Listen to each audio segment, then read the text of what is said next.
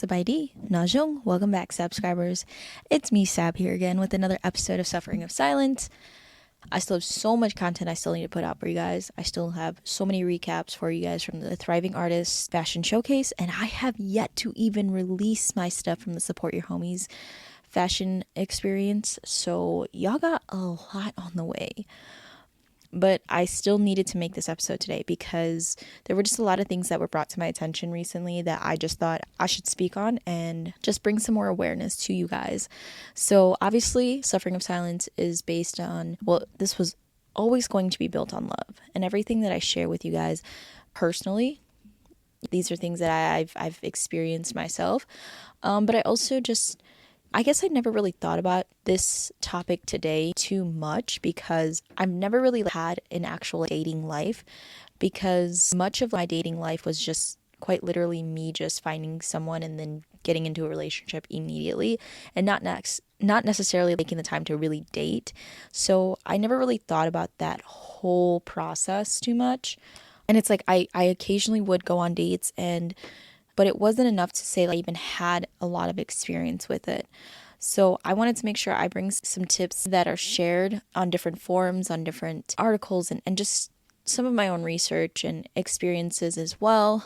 Because recent things in my life have just pointed me in that direction of maybe I always talk about what you should do in order to prevent, to maybe remove yourself from the situation once things are toxic, and not necessarily even thinking about before that even happens, before you can even allow yourself to get into a toxic relationship or situation, how you can just kind of identify these things and pinpoint when you should walk away sooner. I guess for me too, I've always had this mentality of, hey, I'm not saying I'm just saying give everyone a chance, but when I find someone interesting and I believe they're worth giving a chance to, and then I start to build this bond with them immediately, and then I have a hard time letting go of that. And as I'm learning, at least, that even when I'm not even romantically interested in someone, as I'm getting to know someone in general, and I think that's also important too, is not necessarily putting that label on it can sometimes help you see things a lot clearer and understand whether it's something that you would be interested in pursuing romantically.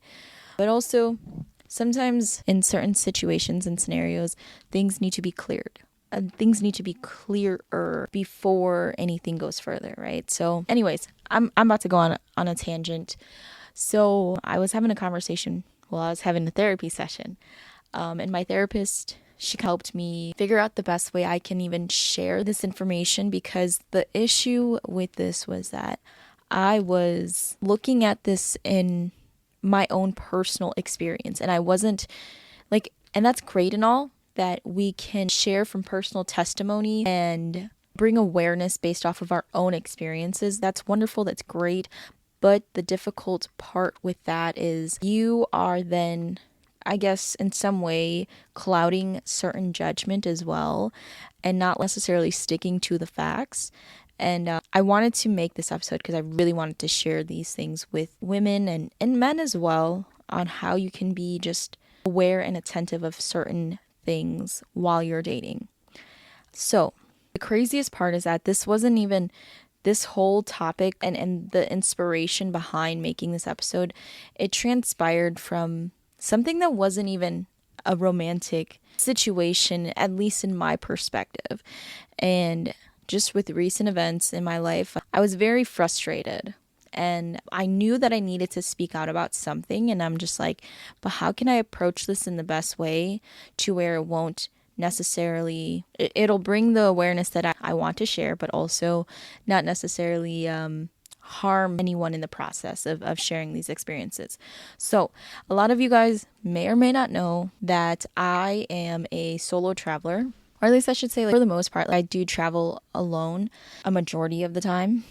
And so there's certain things that you have to learn as a solo traveler, and things that you just have to be hyper aware of, especially your surroundings and just things you have to think about beforehand to ensure that you are protecting yourself and preventing as many mishaps from happening.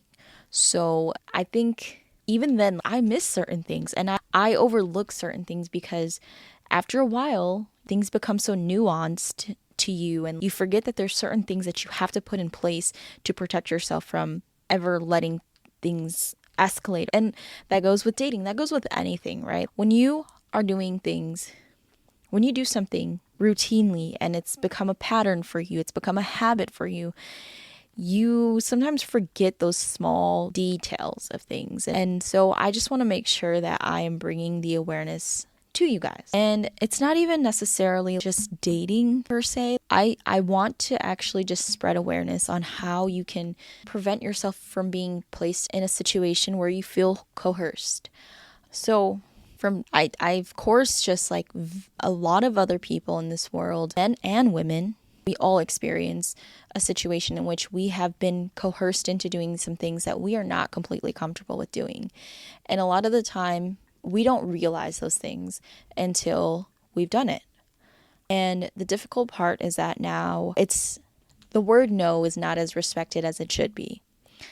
And I'm probably someone who has maybe not necessarily entirely respected a no because I felt like, I don't know, it doesn't have to be in the most extensive of ways or in an extensive situation, but unfortunately, we live in a time in which the word no is still not respected. And I say still not respected because I'm more than sure that this is nothing new. This has happened since the beginning of time. And I just want to share some facts for people and maybe help empower someone to stand on their boundaries.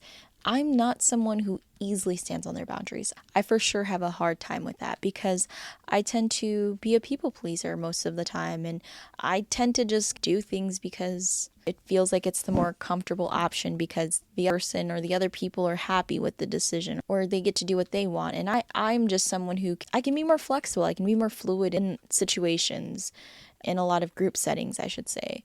But if I'm being honest, as I've grown into myself more, I've learned more and more that I'm someone who, I do have a way that I like things to be. I do have certain, I don't know, I guess there's just shit I like.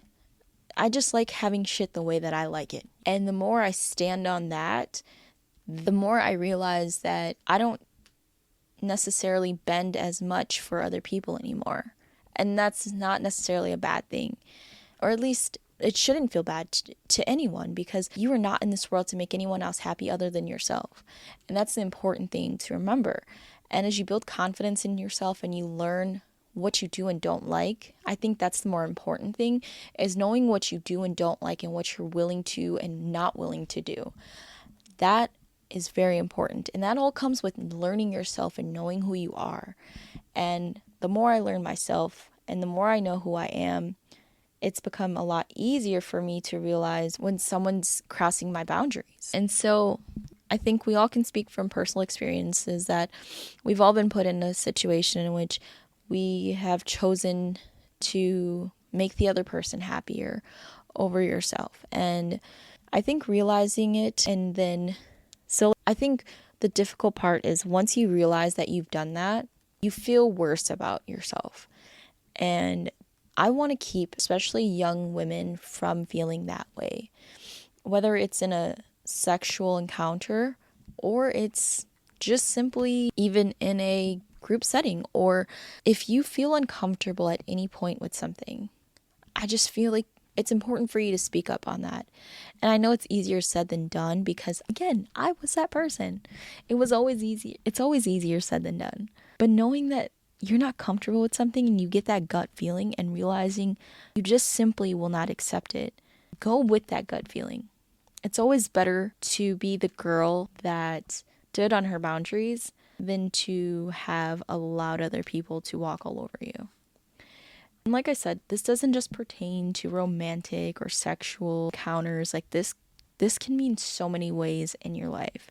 For example, if your friend is asking you, even deciding on what you want to go eat or where you want to go, or if y'all are going out and you want to go to one specific bar, one specific club, and your friends say they want to go here and there instead, or they're feeling this instead. finding a way to speak up for yourself, that is always difficult too. But making sure that you can try to find middle ground in that situation. I feel like those are smaller things that you would probably encounter in life, in which you could probably find a way to compromise and still end up okay on. But first, you have to learn to stand up for yourself and say when you're not comfortable with something. Say when you don't like something. Say when you actually want to do something different. And no one's like, it's definitely a safer option to stick together, but obviously finding a compromise. Spend half the time at this club and then you guys go to the one that you want. Just small shit like that. You know what I mean? But that is just a small example and a lesser extensive example of what standing on your boundaries could mean, right? So there's going to be a lot of situations in which you're going to be put in, unfortunately. And I'm speaking to the ladies mostly, but you're going to be put in situations where a guy's going to make you feel uncomfortable about maybe pursuing you romantically. And you may not feel comfortable saying no because you may feel unsafe. So there will be scenarios in which it's a little bit more extreme. You may encounter men in your life who may want to pursue you romantically, and you're not comfortable with that. But knowing that you are not comfortable with it and saying no and believing in yourself and believing that you made the right choice is important, because there have been times in which, me personally, I knew I wasn't ready to date. I knew that I wasn't interested in someone, and I still allowed myself to fall for it. And I allowed myself to feel guilty for rejecting someone. And I ended up being in like a 5-year relationship with my abusive ex. And that's an extreme situation, obviously. And from personal testimony, I've also been in situations where even my significant other has been the one to coerce me to even have sex when I just simply was not in the right space to. Either I was just simply no longer checked into that relationship, or there were times where with my abuser, he would say the most awful shit to me. He would throw shit at me. We'd be arguing and really fighting. And then he would just force me to have sex because it's supposed to be cute to have makeup sex after a fight. And to me, no. My feelings are hurt. You didn't apologize. You didn't talk this through with me, and I'm not okay. And that's a form of coercion. That's a form of sexual assault, actually. So these things can happen even when you're with someone, even when you're dating someone, even if you're in a relationship with someone. You have your boundaries for a reason. And if you don't respect your own boundaries, no one's ever going to. Even the smallest things, I don't know, going into my room and going through my clothes when I'm not home. That is a boundary that some people may have, and you've got to stand on it. And so when you put your foot down and you set that boundary with people and you make that clear, they don't cross those lines with you. Most people who are respectful of your boundaries will not do those things. Or for me personally, I've learned that it's sort of a pet peeve to me when someone I don't know takes my phone off of my charger and then just uses it without telling me. I think that's just mad disrespectful. And the least you can do is actually ask me before you do that. Just saying, that's something small, right? Those are things that can be worked out. But I'm also saying all of this because, like I said, I've had personal experience with it. And I really want young women to be able to learn these boundaries about themselves. Things that you don't like, address it immediately. And I know it's harder because I can be so passive aggressive. I am that person. Sometimes I just let shit slide because I'm not trying to be the girl that forces it all the time, that always has something to say. But sometimes you just got to address shit, right? And another part of this episode that I want to also talk about is, just to segue into this, we all hear the stories about people in the industry, not just young women, but people in the entertainment industry, how often they are taken advantage of by people of a higher stature, whether it's quite physically a higher stature or someone who just has a larger audience than you or a larger following than you. And it's easy to fall into the trap of, I can see how it can be so easy to fall into the trap of, oh yes, your coercion of you telling me, trading certain things about myself in order to, I don't know, make it, I guess, in the industry. And I know how easy that seems like it could be, and I know how it could seem like that is the only option, but I just want you to understand you can still stay true to yourself, and you can keep your promises to yourself and not put yourself in those situations and still make it. You don't need to do that to yourself in order to make it in this industry. I don't know. I'm not a good example of it. I haven't made it anywhere, but I'm just saying that I'm just tired of seeing people being taken advantage of because this industry it's easy for that to happen. It's easy for someone to, even for example, they might be working with a bigger creator and they may have a way bigger following than you, and they may have all of these certain accolades that are way greater than yours, and you are just starting out. And it might seem in that way that is some level of grooming, that is some level of manipulation, and they may ask you to trade yourself, trade your soul, trade your body just so they can quote unquote help you make it in this industry. And I'm just here to remind you that you don't need to do that. You don't need to do that. Yes, of course, there will always be someone that will be that disgusting and that much of a pig. But for every one of those, there's going to be someone else who is much more genuine. Someone who's actually willing to work with you and help you strive for your success in the right ways without having to sell your body, without having to sell your soul. And like I said, I'm not a great example of it because I haven't made it anywhere. I'm just starting off. I'm still trying to find my way. But I genuinely believe with my whole heart that I don't need to sell my body or my soul just to make something of myself in this industry. And I, unfortunately, to those slimy ass pigs and gross ass people, I will never fall for that shit. I believe that I'm strong-willed enough to not fall for that shit. And part of me is still pretty naive to believe, hey, there's some people that might actually be genuine and I might trust them at first. But I believe that I've learned some lessons, especially as of recently. I've learned some things and some tips and tricks that maybe will help me in the future. I'm sure they will help me in the future, and how to see these things before it happens, before I can put myself into these terrible situations. And I'm very fortunate I'm very fortunate and grateful that I made it out of the situation virtually untouched. But I just want to share certain experiences and tips and notes with other women, especially. But this can also apply to men too. Don't ever let someone take your vulnerability as a weakness. Because the reason I started this podcast was also because not only to just lay it all out there and be honest and open about my life and being transparent, but it's also because the reason I choose to live that way is because I refuse for anyone to tell my story for me. I will always choose to tell my story for me, myself, my own perspective, my own experience. I will never allow someone else to tell my experiences for me. So I believe that for me, sharing my experiences can also heal parts of me that need to be healed. And I just want to make sure that everyone who this can affect, I just want you guys to know that there's a community out there. I don't know if I haven't found it yet, but at least it's a safe space here for you to be able to share your experiences and talk about it.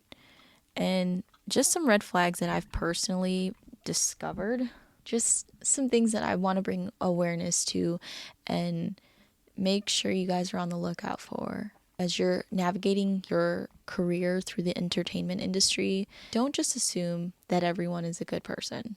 It's hard for someone like me, and I'm sure for most people, it's hard to not see people that way because you're always seeing the best in people and you always have. So I'm not just naive because I believe that people are like, I like to give people a chance, but I think for me, it's also the fact that I'm not ill-willed. When you have a genuine and pure heart, you never think that other people are moving in a shady fucking way. You're never thinking that.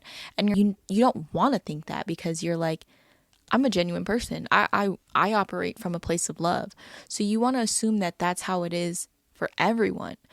But it's safer that you don't assume that, unfortunately. And it's not to say that you should let the world jade you from working and operating from a place of love. It's just simply that don't assume other people do the same. Don't assume everyone does the same. Give them a chance to really show you whether or not they are there for the right reasons.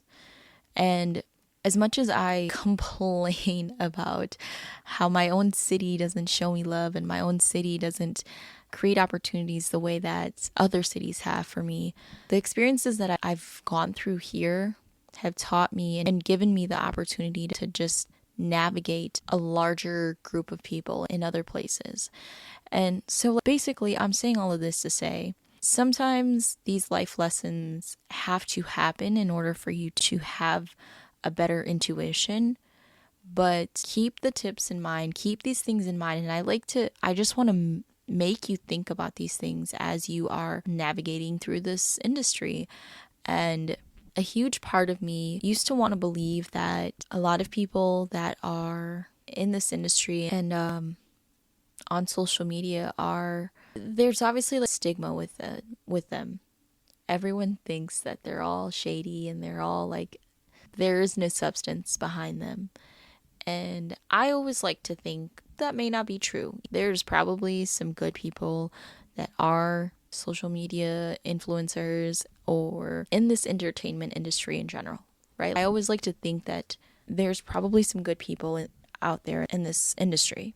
And there are. And I've gotten the opportunity and I've been lucky enough to meet some of those people. But there's always those ones that you do have to watch out for. And for me personally, I can't even put it into words, but the way I like to operate is in the most genuine of ways if I can. And it's so difficult to do that it's just so difficult to do that because you see what works for people in this industry and what doesn't work for people in this industry. And it's very hard to be yourself and be genuine and actually find a lot of success, at least quickly. And I just want to remind you that the quicker you make it to the top, the quicker you crash and burn. And never do I wish anything negative on anyone, but I just know karma's a real thing. Karma is a real fucking thing. And just be extremely aware and careful with people, the way people talk, the way that they move and the way they operate. Observe things. I'll say, and we hear it all the time, the way someone treats service industry and the way someone treats someone in the service industry is a major reflection of what kind of person they are. I also have noticed that people who, like, something I don't really like that people do is when they're like, they tell you to do something instead of asking you to do something. I know in some situations and some scenarios, like, it is needed for you to tell someone to do something instead of asking them to, but that also depends on the person. But I don't know. That's just something that I'm kind of picking up on as far as being in the industry. When someone is just telling me that I need to do something instead of asking me to do something, that kind of puts me off and that makes me not want to do shit for you. Another thing that I'm learning as I'm navigating through the industry is you can have X amount of followers and X amount of likes, but it's not going to matter when the longevity of that isn't going to matter if you're asking people to show love and support. I don't know. I'm just simply saying that I prefer the genuine love and support over someone just doing something because I've asked. One will feel the same way that I do about things, but I just feel that I would rather have genuine supporters and genuine people that truly see the vision behind what I want to do and actually want to get behind the movement that I want to create, instead of, they say, quality over quantity. The quantity doesn't matter when all of that could be easily taken away with literally the blink of an eye. I feel like I will say this as well. The number of followers or likes or views that someone gets, the amount of clout that someone gets, doesn't mean that it doesn't equate to them being a good person. And I'm sure that there's people in this world that are amazing people, and they've got so much internet clout, and they've got X amount of views, followers, whatever. And I'm not saying that this is just all across the board, but I will say, don't fall for those things. Do not let that define why you want to build a relationship with someone. Because in all honesty, it doesn't matter. Find the people that you genuinely connect with, that genuinely care about what you're doing, and actually are putting in the time and the effort to help you build up to what you want. As many people as I've met recently and the things that I've talked about with people, there have been few conversations that I've had genuine conversation and connection with, where I'm able to talk about the actual vision of my podcast and what I want to do with it. And I think what's really disappointing to me is just that I always want to believe that people have it in them to be more than just surface level. And when you start to get that gut feeling about something, I just want people to trust it. Don't ever let anyone coerce you into doing something you're not comfortable with. If you know deep in your heart that you're not comfortable with it, your immediate thought and your immediate reaction to something is usually the safest option for you. If you immediately feel uncomfortable about it, stick with that. Because worst case scenario, you were wrong and you can slowly open up later. But best case scenario, you were right and you just saved yourself a great amount of grief. Because I'll tell you this, as someone who's been in situations like that, I feel 10 times worse after I do something outside of my boundaries than actually standing on my boundaries. I feel so grateful that I didn't do certain things that I wasn't comfortable with. I always feel so much better about myself after I have stood on my boundaries. And some of the most difficult parts about learning yourself more and more all the time is that even as you are building this relationship with yourself and you're making it stronger, sometimes you're going to have moments in which you doubt yourself, in which you feel like you want to blame yourself for putting yourself in situations that were not the best for you. But you can't really do that because you did what you thought was best at the time. And you just learn from those things. You learn from those experiences. And learning from it is kind of how you build your relationship with yourself and continue to trust yourself more and more. I think some of the red flags as well, especially as I have been on the hunt for new photographers and new people that I want to work with behind the camera. I think a lot of what I've learned is just most people who are in it to work with you on a genuine level will take your ideas, actually willing to be collaborative with you. And I just can't explain it. There's just some type of feeling, some sensation that I feel in my body and my bones when I know I've met a genuine person. It just feels like it clicks. And when I know it's not going to work, it's pretty easy for me to read that energy. I also think you should also, as you learn people, because sometimes you got to give people a chance to get to know them, to understand what kind of person they are. Something that I feel like triggers me is when I see the way people treat their friends or they treat other people around them. Observing that is very important because it tells a lot about what kind of person they are. Even more specifically, if you get the chance to see how someone can react when they don't get their way or when they get a no, that says a lot. Something I hate is when someone blows up. I hate when someone blows up my phone. That is something that triggers me so badly. I can't even explain how awful that triggers me. And if someone blows up my phone, I am immediately blocking you. I'm going to just tell you that now. But if someone overreacts over the smallest things, smallest inconvenience, That is also a telltale sign of what kind of person they are. Most of the time, narcissists react like that. And no one can gauge what is an overreaction and what isn't, because it's different for every single person. But like, to me, when someone doesn't answer the phone, and when I see somebody blowing up someone's phone, that to me is a bit of an overreaction sometimes. And that just freaks me out. That triggers me, at least.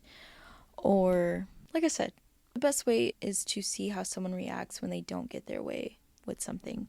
When they get rejected, that is the best way to know what type of character someone is. Because their reaction to that will tell you everything. If they start to behave in a really crazy way and start to be destructive of everything around them, that is a telltale sign that they are not good people to be around. At least for me. I don't like when someone overreacts when they don't get their way.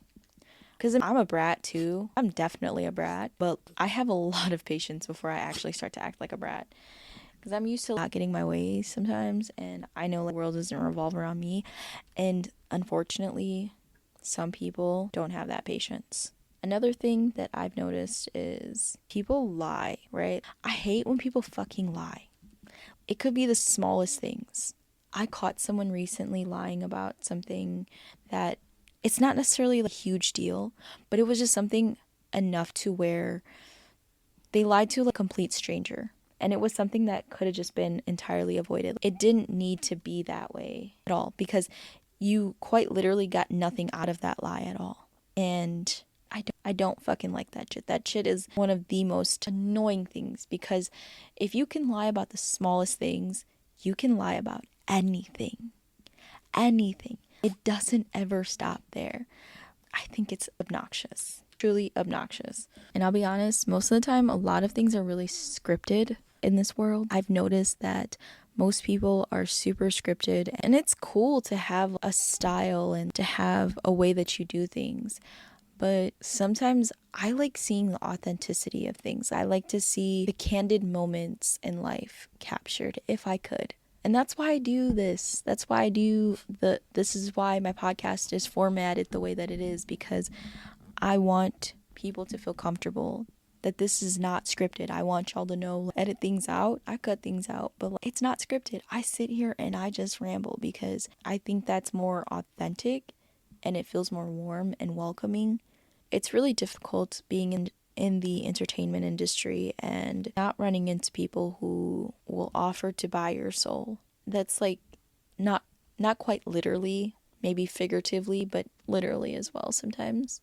But it's important that you know that you still have the option to say no. You still have the choice to say no. It is not the only way to do it. It is not the only way that you can be something, that you can be someone. And once you allow someone to cross certain boundaries or push your boundaries, there is no longer a boundary from then on. They will never respect you. They will never respect your boundaries. And I'm telling you, because I know from experience, once you let them, they will never stop. They will always keep pushing and pushing. And I know it's hard. We live in a world where there isn't time or space held for people to be able to figure themselves out and find themselves and to know their boundaries and to know what they will and will not stand for. And sometimes it takes time and it takes some lessons.